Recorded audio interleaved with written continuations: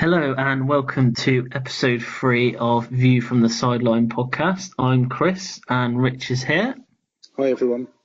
Again, just another massive thank you to everyone who has liked us on our different social medias and shared us all over Twitter. I've actually got a special mention for another podcast. They're called Burkout Wonderland. They gave us a little shout out on Twitter as well, and that helped us get a few more views on YouTube. Also, we've had some feedback through Twitter. Adam has contacted us with quite a good topic that we are actually going to use probably within the next couple of weeks about loans and does the loan system work in this country. He's also mentioned some stuff about maybe getting the lower leagues involved, which we are going to look at some point in the near future. And Rich is now going to discuss what we're talking about this week. Yeah, so this week we've got the weekly teaser again. So I hope you're ready, Chris. I've got an absolute beauty for you this week. And then we're going to go into a review of the weekend's matches. Then we've got Chris's topic for this week, which is the Champions League and Europa League draws from last week. So we'll be taking a look at the chances for the British sides involved. No predictions this week because it's an international break, but we will summarise the predictions from the week just gone. And then we'll finish off with the reveal of the weekly teaser. Just go through the ways you can get in touch with us again and just let you know what we're going to be doing next week because we've got a special podcast for you next week. Okay, so Rich, go ahead with your teaser for this week. Hopefully it's going to be a little bit easier. Cause, are you ready for this? So yeah, go on what I want you to tell me is which current Premier League club was relegated in the first ever season of the Premier League. So, it won't help you at all, but I'll let you know. So the teams that got relegated in the first ever Premier League season were Nottingham Forest, Middlesbrough, and I want you to tell me the other club that was relegated. But they are a current Premier League club. So again, a 1 in 20 chance. Well, the odds are probably a little bit smaller than that actually, because I can probably eliminate a few of them already. But I'm not sure you were actually born then, were you? Yeah. How old were you then? So what was that? 90? When did they start the Premier League? 92? Yeah, I think so. Yeah, early been 90s. 4 or 5. Oh, we should have been paying attention. You should know this. But All right, we'll reveal that later on. I'll try and have a think about that whilst we're talking. Okay, so we'll go into the weekend's review, and there is no other place that I really want to start than the Watford-Tottenham game, and I'm sure Rich is going to have a big opinion on this one because, it was a good game if you're a Watford fan, not so much if you're a Tottenham fan. So, Rich, I'll let you have a little talk about this one. I think it was a great game if you're a Watford fan. I don't think there's any doubt about that. I think I could have two heads on here. I could have my Tottenham fan head on, or I could have a neutral head on. But I think from a Spurs point of view, I've got to be honest. As soon as I saw that Lloris was not playing and Vaughan was between the sticks, I think it's probably the same for a lot of Premier League clubs. But whenever your backup keeper seems to play, you lose any confidence your team's got that they're going to win. So, but just quick question: was Lloris not playing because of the incident that happened? No, he had a thigh strain, I think. Okay, so it was an injury, from the week before. He wasn't on the bench. He wasn't even in the squad. But okay. I think in a way, Spurs scoring was the worst thing that could happen to them because I thought it was quite even before the own goal, and there were sort of some half chances. I think in the whole game, Spurs had like 2 shots on target, but honestly, as soon as Spurs scored, Watford just turned into a different team. They were just piling on the pressure. And for the first time in a long time, I just didn't think that Spurs coped with it very well. And they conceded 2 bad goals, really, 2 set-piece goals, 2 headers. And it just wasn't a great game. But Watford deserved to win it. There's no doubt about that. I think the best team won, really. But the other frustrating thing for me was why didn't keep Danny Rose in the team? I thought he had a really good game against United, but Ben Davies came back in, and I know he likes to rotate the fullbacks, but I would have played Rose personally. But yeah, Watford deserved to win it, so I've got a little say much more than that. Got a little thing for you to think about right now. So the season before Leicester won the league, they ended up on 41 points. They won 11, drawn 8, and lost 19 games. Last season, Watford ended up on 41 points. They won 11, they drawn 8, and they lost 19 games. Are you saying Watford are going to win the league? No. They've had a good start. But I saw that, and it made me think for all of about 5 seconds that would it ever happen again? And I thought no. But I think the summary of that game was Pochettino's face when the final whistle went, and when he was interviewed after, he just looked gutted. He just looked so disappointed, and I think that's the way most Spurs fans felt, to be honest. But well done to Watford. Tough game next though for you. Well, yeah, let's not talk about that at the moment. All right, so the wounds are still healing. The early kick-off Saturday was the Leicester-Liverpool game. A few things on this. Obviously, the glaring error by Karius number 2, aka Alisson. Now, I know keepers. They like to do a bit with their feet now and again, but I think probably then was not the time to do it. Probably a bit overconfidence, maybe. I thought. I don't really think there's ever a good time for a keeper to try and take on a centre forward that's closing them down.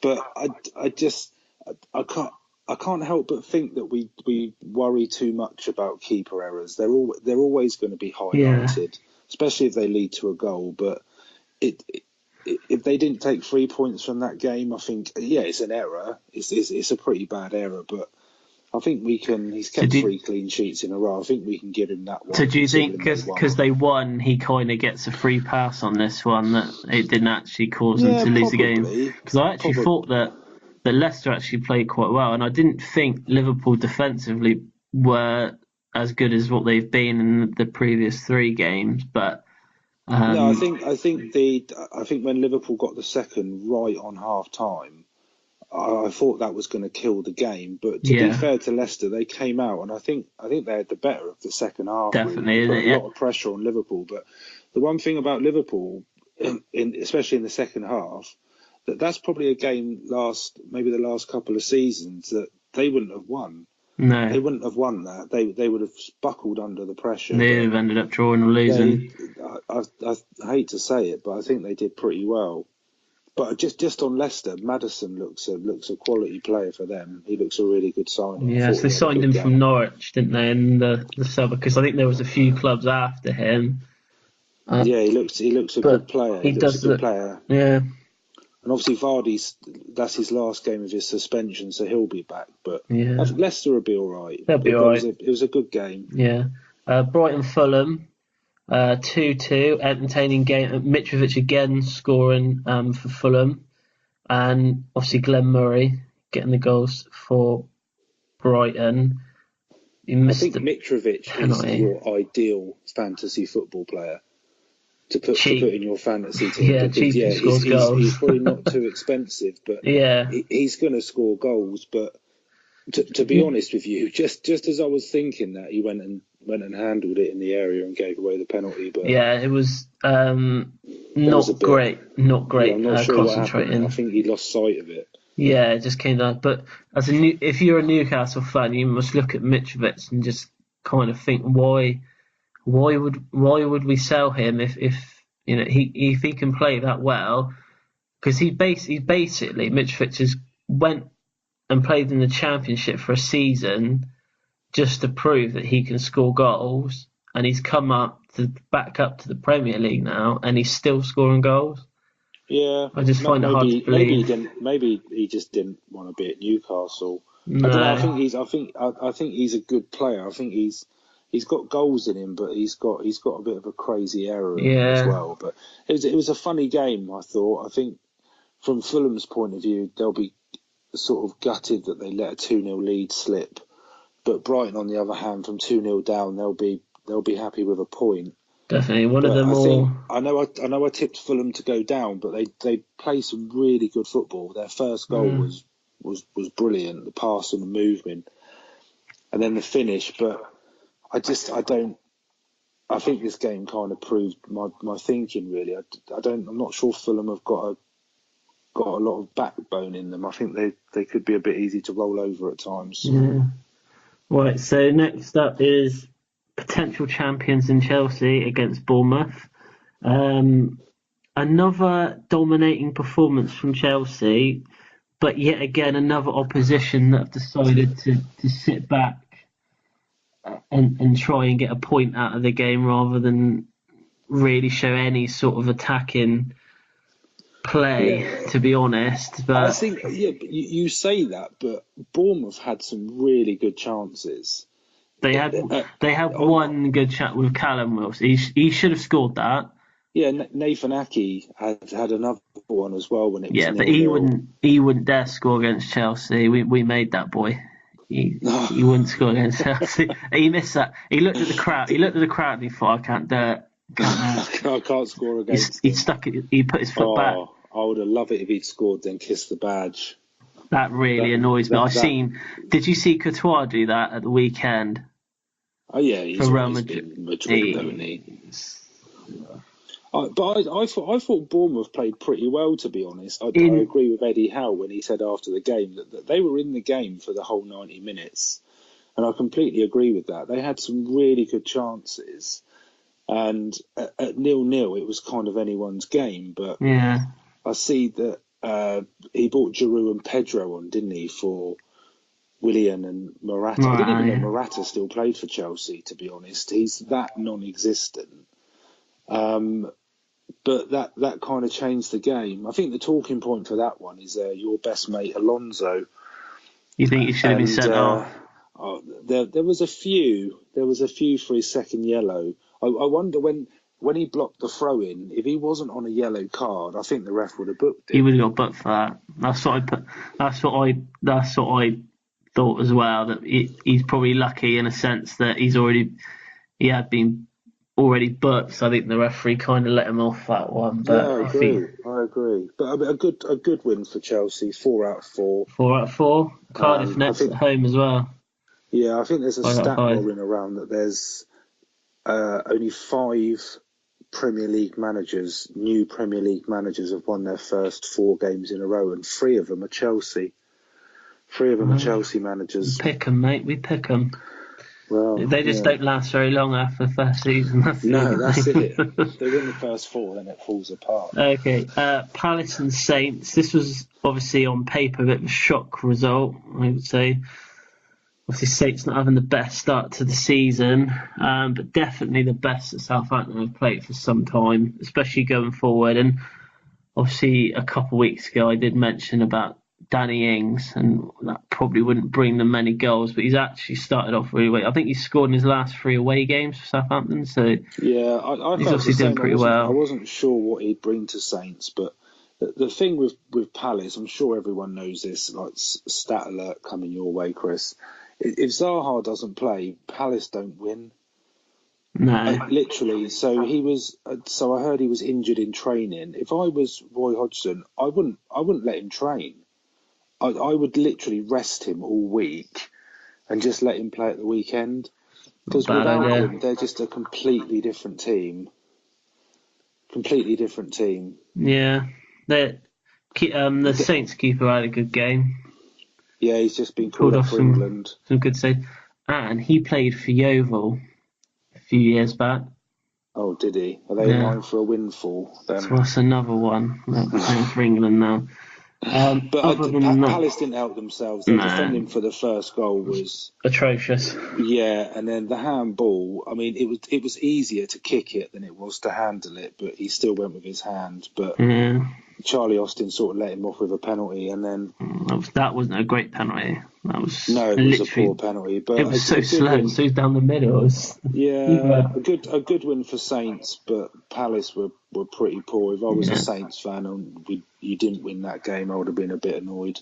So the Everton-Huddersfield game, Huddersfield, good point for them. I would have thought Everton were probably quite disappointed by that game, to be honest. It's probably a game that they probably thought that they should be getting 3 points in, but Huddersfield actually defended really well. It's the first time I'd actually seen Huddersfield would defend that well for some time. I thought a draw was a fair result, to be honest. In the end, it was. I thought Huddersfield were pretty solid. My thing with Everton is I can't see how they've actually improved from last year.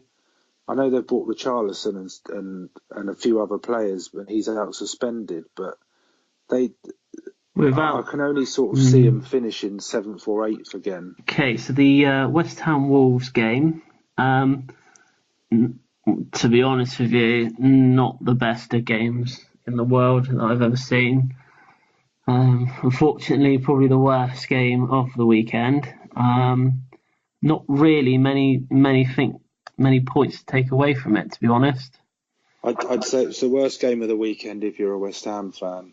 Another defeat. They've got no fight. It almost looks as if the players aren't making any sort of effort. There's a lot of walking going around. But I think for that one, I don't necessarily think the focus should be on how poor West Ham are. But I think it's a really... Okay, so the West Ham Wolves game, to be honest with you, not the best of games in the world that I've ever seen.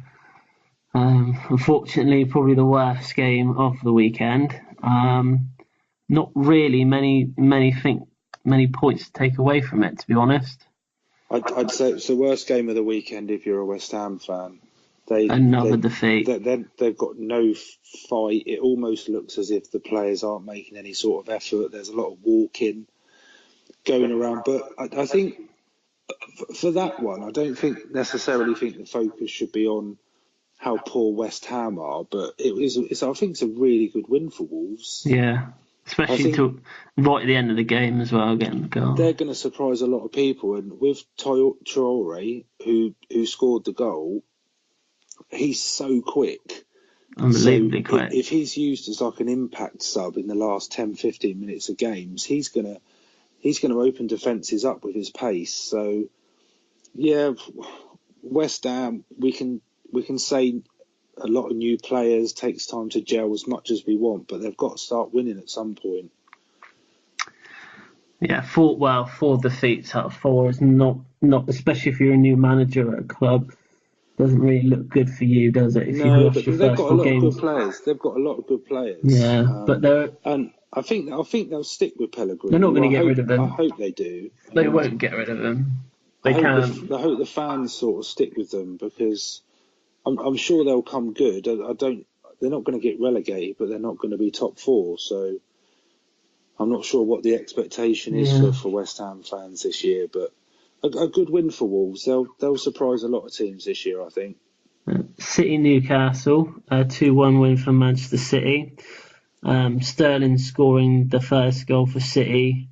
Newcastle getting back into the game, I think, was quite a surprise, the way that the game was being played.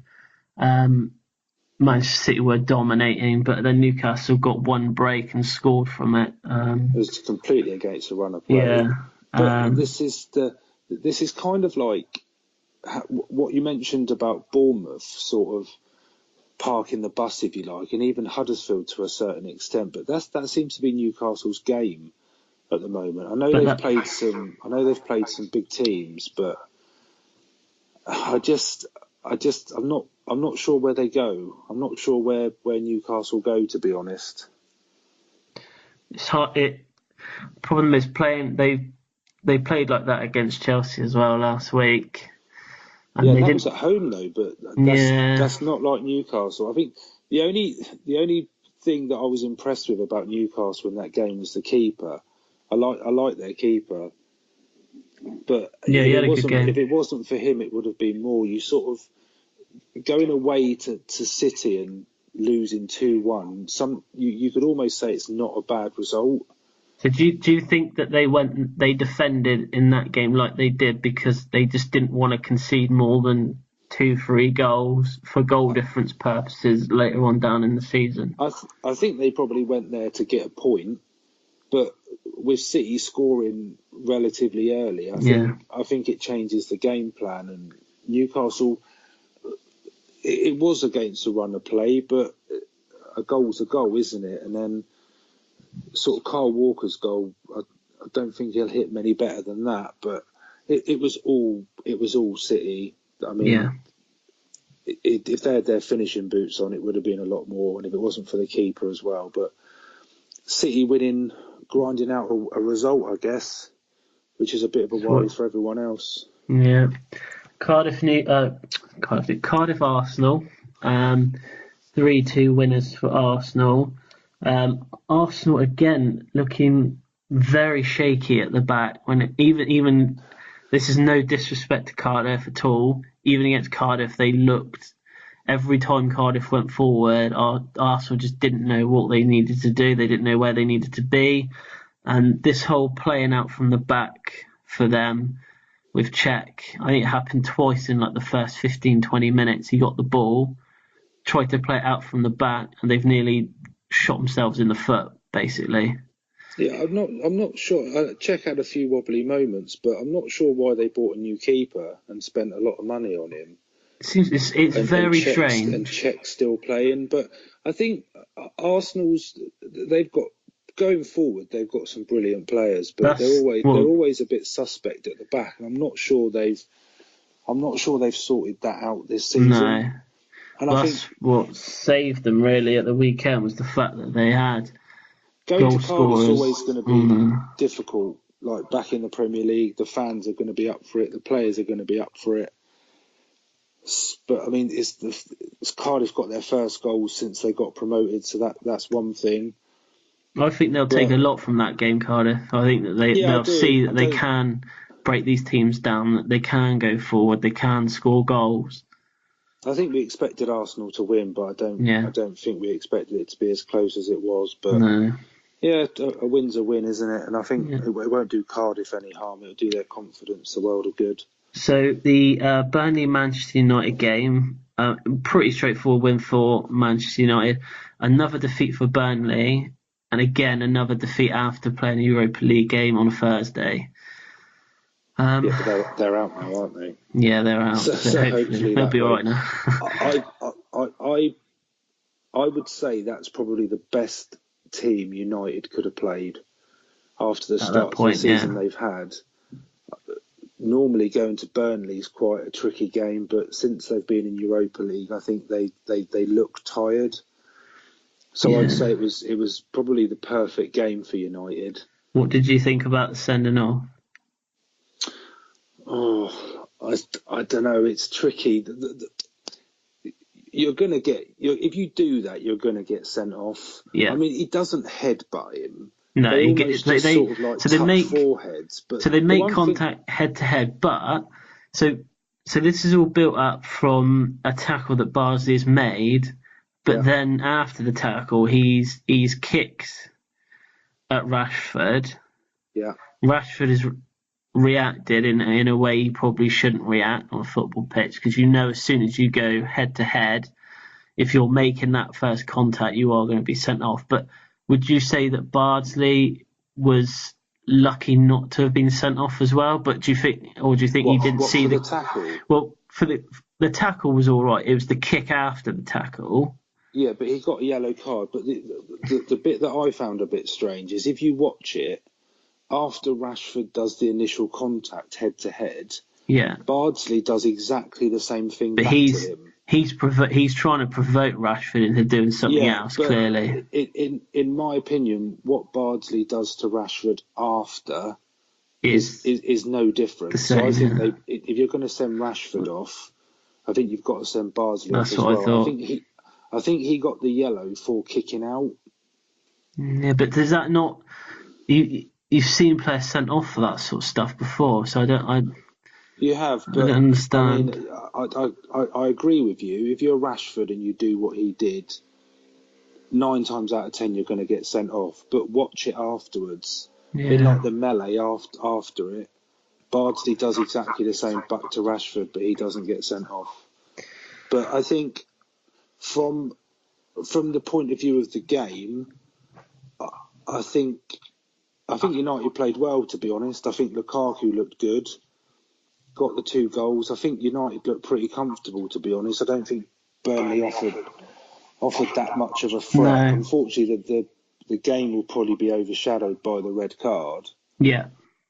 But I don't know if that takes some of the attention away from United. Is that a bad thing for them? Mourinho will probably be quite happy about that if it takes the attention off them for 5 minutes. But it was a good result. He was kind of in like a no-win situation, but that's why I think if they played Burnley at home, there would have been a lot more pressure on them. But going away, 2-0 win, it's a good result for them, I think. Apart from Pogba's penalty, that was poor. Yeah, there was a lot of poor penalties this weekend. Yeah, there was. Not a good weekend for penalties. So this week's topic of choice, I chose, but it was quite an easy one to choose really because of the Champions League and Europa League draws. But just wanted to briefly talk about how we think the English clubs will get on in this season's competition. So you've got Tottenham, Liverpool, Man City and Man United in the Champions League and Arsenal and Chelsea in the Europa League. So as a Tottenham fan, Rich, your draw, Barca into PSV, not the easiest of groups that you could have been handed. No, it's not. But I think there's a couple of ways you can look at it. I think when we drew Madrid and Dortmund last year, I don't think anyone gave us much hope of getting through. Wow. Yeah, a lot of people have written you off. But I think, and at the end of the day, if you want to be playing in the Champions League to be playing the best teams in Europe, I know we'll come on to Chelsea later on, but if you look at it as a comparison, if you want a decent game of football, Spurs v Barca is probably better than Chelsea versus Bate Borisov from Belarus. So, but I'll be honest with you, I think so. It's a difficult group to predict, but I think that the first round of games is quite an interesting one in that group. So Barca have got PSV at home, so you'd expect Barca to get a victory there, and Spurs are away at Inter, and I think if the Barcelona game goes as you would expect, and if Spurs can get something in Milan, I think that just puts them on a good footing, because you would imagine that you'd imagine if Barca win every game that they play in the group stages, you're playing for second place. Yeah. So it's Spurs going to Milan and Spurs going to Eindhoven that are the sort of the crunch games. But I think we can qualify from that. I think you'll get through. When I was looking into it earlier at the weekend, I was looking at it, and I'm pretty sure the games against PSV, you should be able to win both of those. I think the Inter Milan one is going to be where I think you might be able to get something against Barcelona, maybe, but just saying that you don't, obviously the games against Inter Milan are going to be pretty crucial. And I think if you can get a draw against them, in your first game. I agree. The only thing Spurs need is somewhere to actually play the games. Yeah, you actually need a stadium to play these games. That's half the battle. But I've seen that they are. I'd say we can go through from that group. Yeah. I don't think is playing Real Madrid at home much different to playing Barca at home. Probably not. I mean, if we turned Barca over, that would be amazing. But I think as a Spurs fan, to see people like Messi and sort of Coutinho and that playing, it's not every week that happens. No. But I think we'll be all right. I can see us qualifying from that group. Yeah, well, I've done a little mini prediction on that one. I think you will get through. So. Thanks, mate. But I don't see you getting them much further than the round of 16, because I think the problem is if you finish second, you're going to come out against one of the big clubs again. But you don't know who's going to win the groups, do you? Well, yeah, I can see that, but I just Real Madrid. Let me rephrase what I just said. They came second in their group last year and they won it. I'll rephrase what I said. I don't want you getting further than the round 16. I'm not trying to prove you wrong, Chris, but I'm sure like Bayern Munich came second in their group as well. All right. We'll quickly just go over some of the other ones. So Liverpool, Napoli, PSG, and Red Star.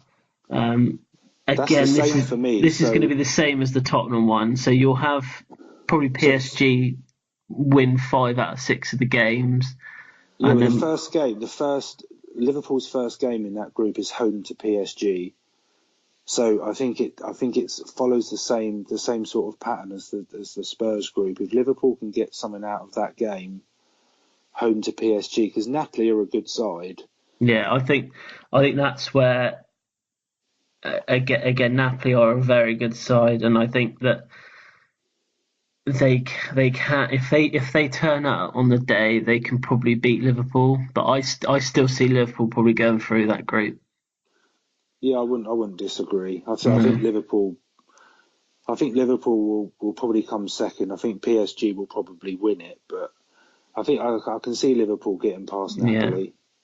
Yeah. The next group, Manchester City's group, which has got Hoffenheim, Lyon, and Shakhtar Donetsk in it, probably handed one of the easier draws of the competition. Hoffenheim, obviously in Germany, they're an okay team, but you'd expect City to probably win both of those. They might have the troubles against Lyon, maybe away, but again, I can't see them not progressing. No, I think that's a bit of a given. I think City will go through there quite comfortably. Out of the other 3 teams. It's between Lyon or Shakhtar, isn't it? But they're a good side. Something about Shakhtar's like off season or something that they wouldn't have played a lot of matches because when their league starts, something like that. Yeah. But I think it's a straight shootout between those two.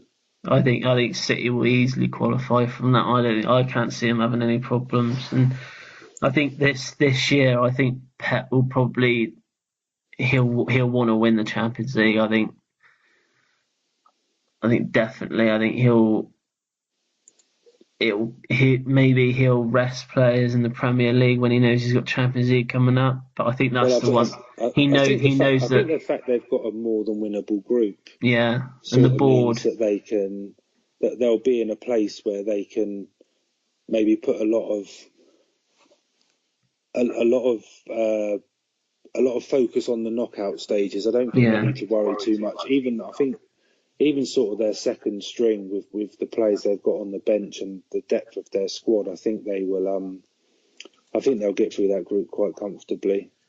United have got Juve, Valencia, and Young Boys in their group. That's it. Obviously, the Juve game is going to be. Turn up. It depends what Man United. Last year they were in the same group as Sevilla, and I know that was the knockout stages, wasn't it? They lost to Sevilla. Yeah. So I think Valencia are a decent side, but if the Man United we know that is there or turns up, I think they'll get out of that group.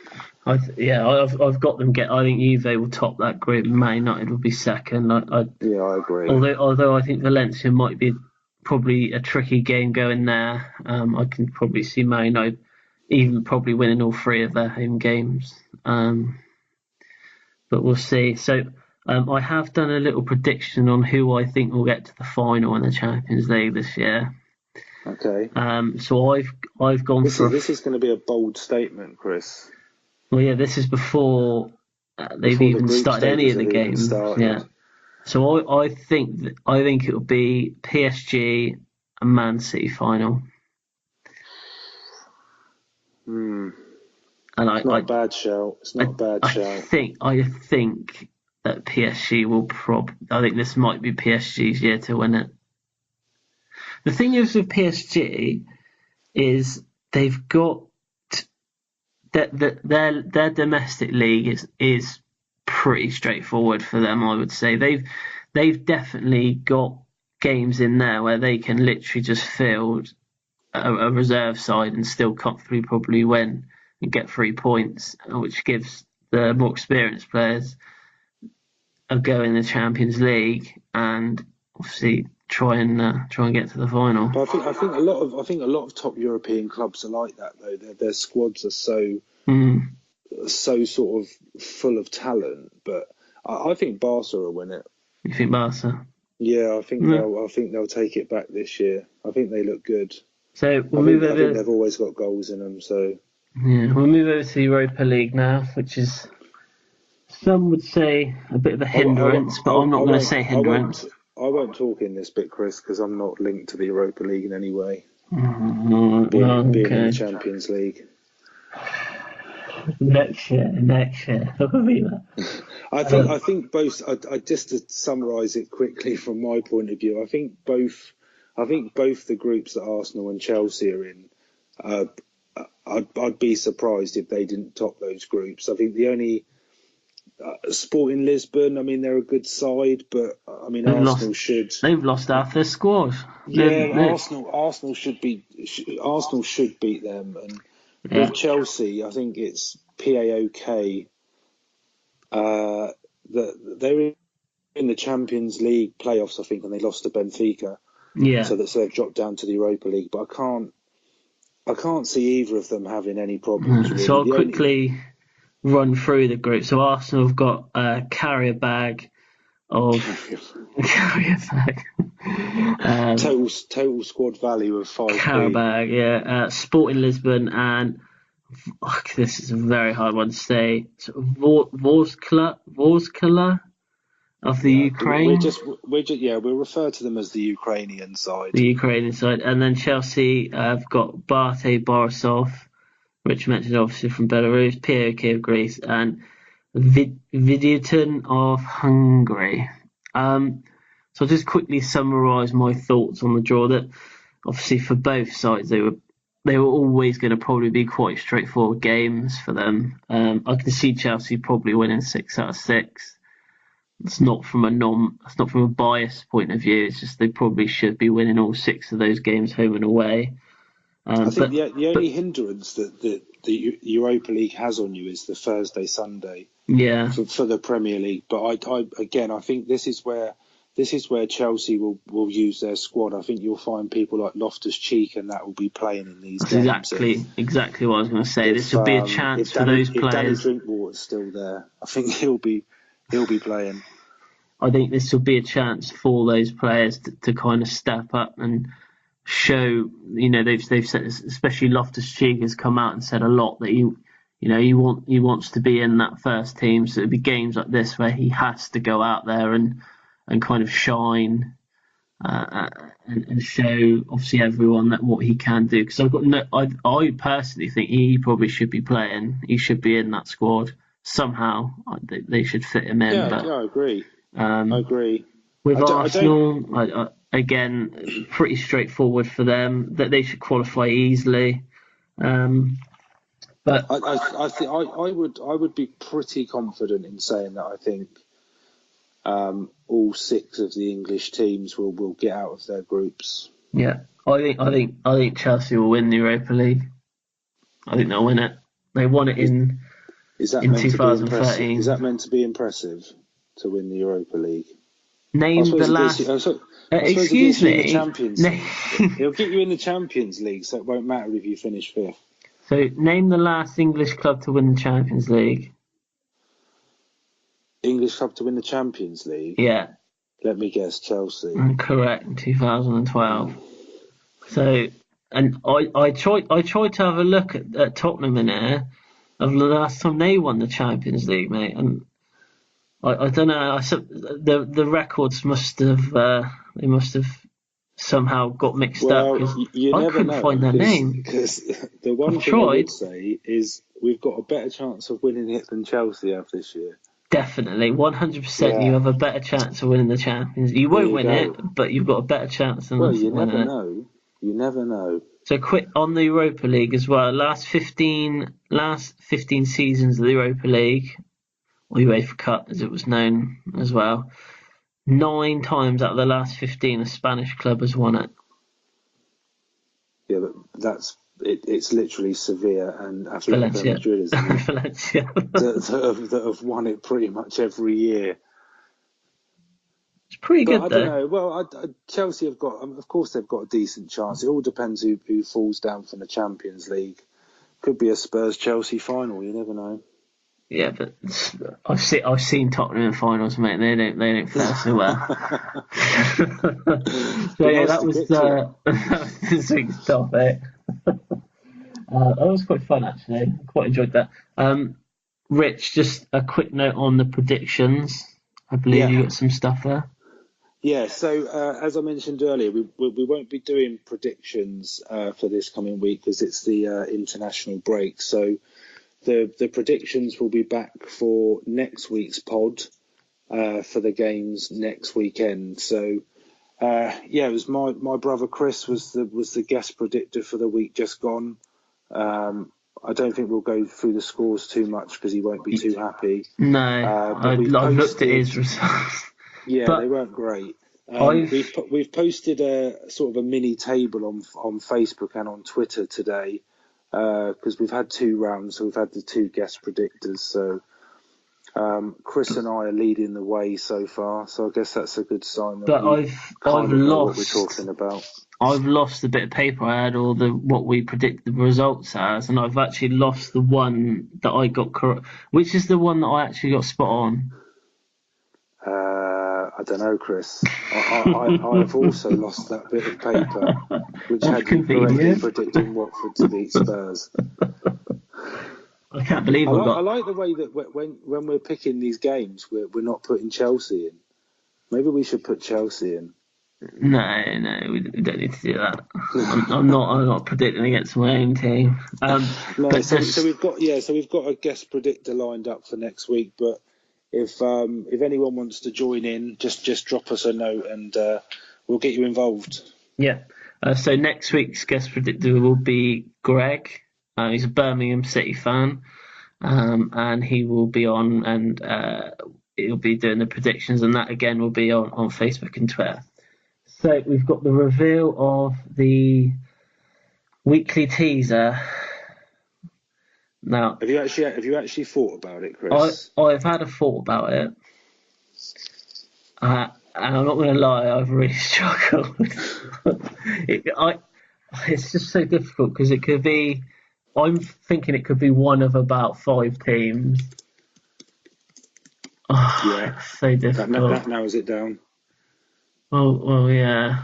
I am going to say.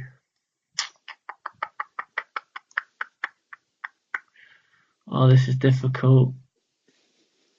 So it's a 1992-93 season. 92-93 season. All right, okay. I am going to go with Cardiff. No. I'm not sure that I don't think they were even in the league then. I don't know, do I? I can't remember back that far. I don't want to tell you. I want to keep you guessing. No, don't do that to me. I'll just Google it. It was Crystal Palace. Was it? So it was Palace, Middlesbrough and Forest that went. They weren't even in the 5 I was thinking either. That wouldn't have gone very well, would it? Okay, so that is pretty much it for this week's podcast. I'll just go through a few ways that you can get in touch with us. Obviously through Facebook, which is View from the Sideline Podcast. YouTube again is the same, View from the Sideline Podcast.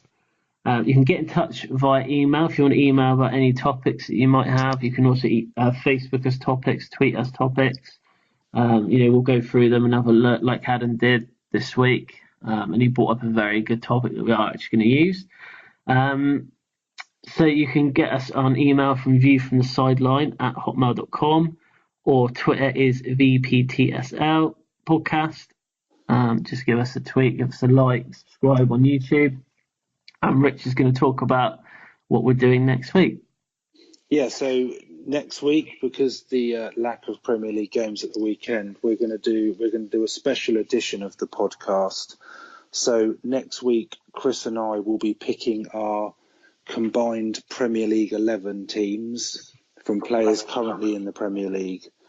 So let's see how close we are with the teams that we pick. I'm sure majority of Chris's will be Chelsea, but we'll see. All 11 will probably be Chelsea. Yeah. If you wanna, if you've got anyone listening as well, if you wanna send us on any of our social medias your 11, and we if we've got time, we'll read through some of them next week as well. Yeah. Just to echo what Chris has said, so thanks to everyone for listening and subscribing and following us on social media. I think we've just hit over 200 views on YouTube. So bearing in mind we've only been going for a couple of weeks, it's sort of beyond our expectations. So totally, yes, spread the word. Yeah. Well, that is it for this week's podcast. We'll be here again next week. So it's bye from me. And bye from me.